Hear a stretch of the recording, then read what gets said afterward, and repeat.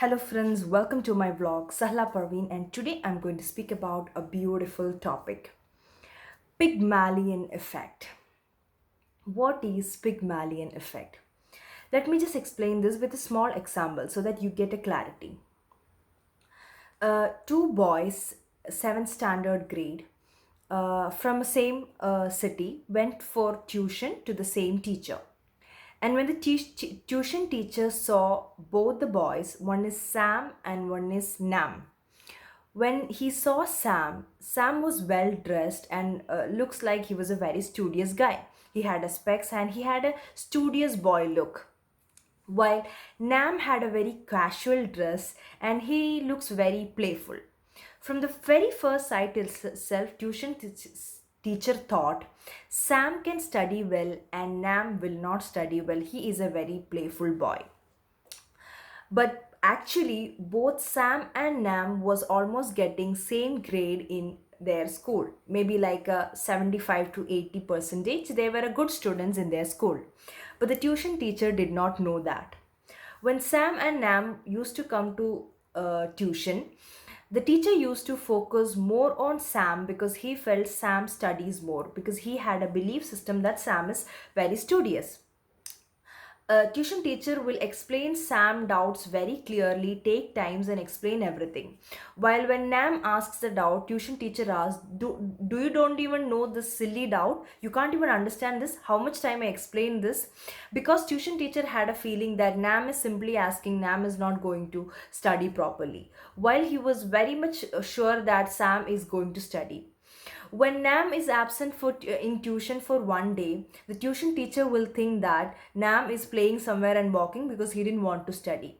While Sam is absent for tuition one day, he calls to his parent and asks that, is Sam okay? Is everything fine with him? And all that things. So eventually what happened was, by the end of the year, Sam started having a feeling that he is a very good student, that he can study very well because he was receiving lot of appreciation from the teacher. While Nam started getting a feeling that he is good for nothing, he can't study properly because the tuition teacher was not giving him appreciation and always was finding his faults. So eventually at the end of the year, when the grade or the mark started coming, Sam scored 90 percentage mark in the exam, while Nam did very bad in the exam. Now when this happened, the tuition teacher felt that while observing their studies, see, from the very beginning I knew that Sam was very studious while Nam was not studious. He was very playful. And the Sam inside him, he started feeling that he is really good, he can study well, he is a good boy, and his teacher was the best teacher in the world, and he was taking care so much, and he is going to be successful in life. While Nam got a feeling that he is good for nothing, he can't study properly, and he used to hate this teacher. Whenever he get a chance to bunk the class, he used to not attend the class.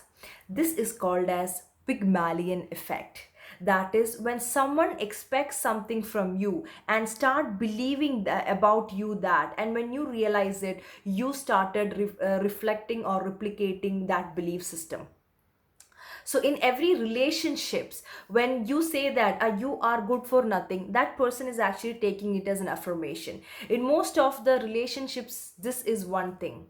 And especially, when parents and kids, maybe a child is maybe 3 years old, 4 years old, if parents is saying, she is very naughty, she actually breaks everything, she does to someone else, to a neighbor, this child start believing it, or child feels like, yeah, this is what she is, and she will start doing more of that.